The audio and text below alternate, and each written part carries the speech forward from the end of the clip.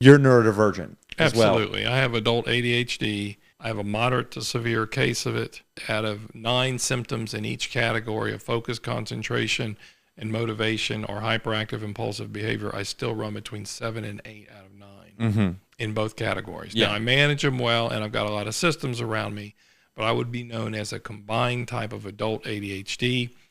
I also had a closed head injury when I was 4, so executive functioning challenges on that end, and I had learning challenges in the language-related realms. So as someone who identifies as an adult ADHD person, what kind of rituals do you invite into your daily routine that help you thrive? Currently, I will tell you. Yeah. Because currently means that there's an evolution that goes on in anyone's life that you change and develop over time, and some things are of interest. And on the adult ADD spectrum, right, or just the ADHD spectrum, you're going to be consistently inconsistent. Things are going to work for a while, and then they're not going to work, or you're going to need to change. So if you don't understand that evolution of needing to evolve on an ongoing basis, for me, I have felt like I have been creating layers or foundations of rituals in my life on an ongoing basis. And some of my current theories that will be in a second book, When the Shiny Wears Off, Navigating the Lifetime Storms of Adult ADD. Oh, goodness. So it's the ongoing space. But adults with ADHD need to layer their resources. You don't just do, I'm going to go get a cup of hot tea.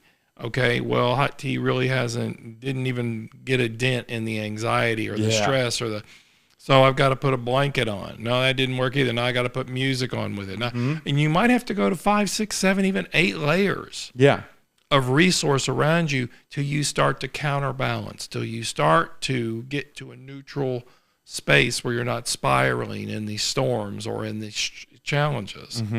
So what do I do on a daily basis? This will be very interesting for you because you're catching me on quite an uptick. So I feel like this is my 35th year in the field. Yeah. I've been treating ADHD since 1989. Yet if we look at kind of where I am now and what I do, I am currently... You don't have to give up the whole ghost. It doesn't matter to me because the ghost is important because the ghost... You know, we don't give up the ghost. You know, so what are your people rituals? are wondering. Yeah, what are you? I currently am up somewhere between 4:30 and 5:30 in the morning. You're early in the morning. You're up. Absolutely, and I would debate with anyone in the world that is the most pristine time to get up. Okay. I understood it from my son. The Dalai Lama meditates 4 hours a day. Wow.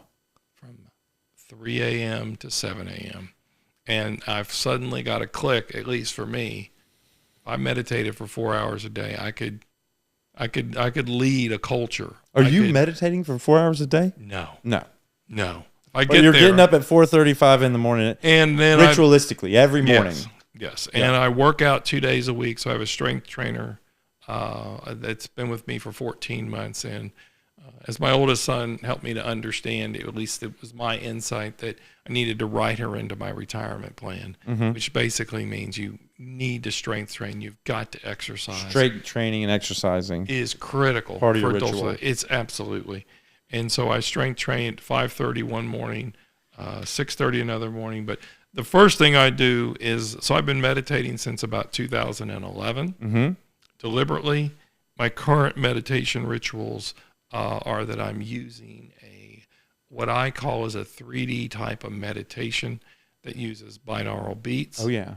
Uses hemi-sync music that goes back and forth and uses surround sound technology for audio so you feel like you're in an environment in your head. So you feel like you're in your IMAX theater of your own head with sound.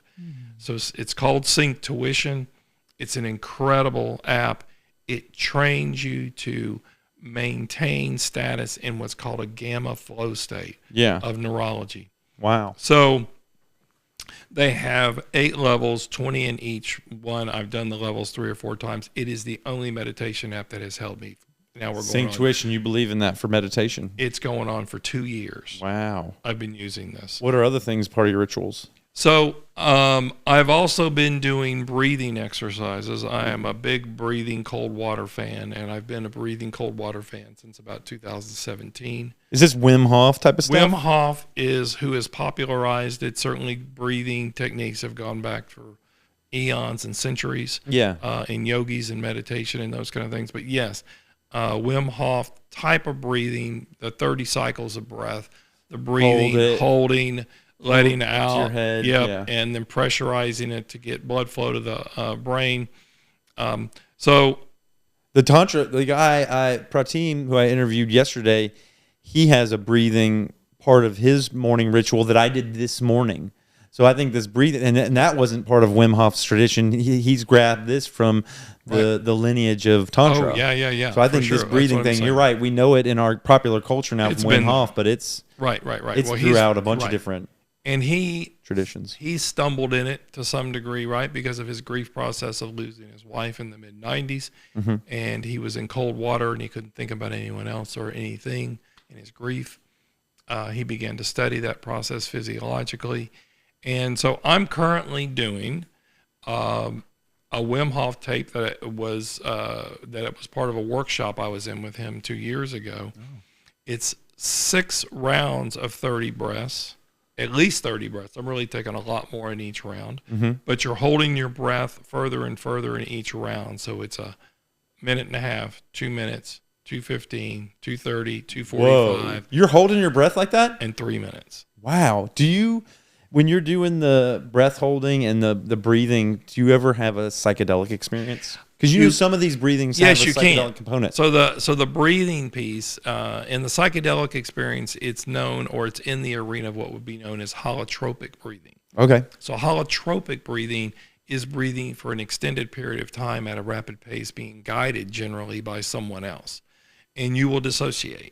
Yeah. You will go into because you will alter the chemistry of the body to such a degree that you will disorient it at that level. Yeah. And so I've done a component of holotropic breathing before with a Wim Hof trainer. Mm-hmm. It was fun. That's not your daily routine, though. No. My daily routine is this.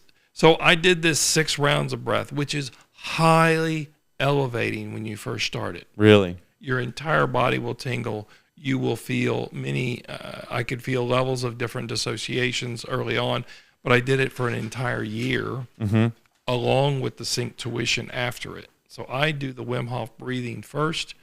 I do the sync tuition after it. So it's about an hour-long ritual. And I feel like it fills up my resource fuel tanks for the day. Yeah. In my mind, it's like one of them is activating your body. You're inviting all this, and the other one is stilling your mind. Yep. When you're kind of like coming up, and then you're coming down, and having like an exercise. So, along with this right now, and this is what's happened in the last 2 or 3 months, so it's very recent, is I'm using that time afterwards when I'm in a much higher gamma flow state to develop my next perspective on kind of where I'm going as a clinician and as someone who understands ADHD deeply. And really, Phil, I'm a single person in Austin, Texas, and I say I'm here to change the way the world perceives ADHD. Yeah. Okay? We need to see it as a neurodivergence, as a difference. Oh, yeah. Brilliant pediatrician who was a mentor, dear mentor of mine, Byron Kosin, may he rest in peace, in the 90s would call this attention creative difference. It's an attention issue, absolutely. There's a lot of creative differences and a lot of creativity in there and a lot of differences on the way we get at things. So what do I do daily? I do these 6 rounds of breathing. I do about 30 minutes of this sync tuition meditation. And then I look at my higher level visions on where I'm going in my life.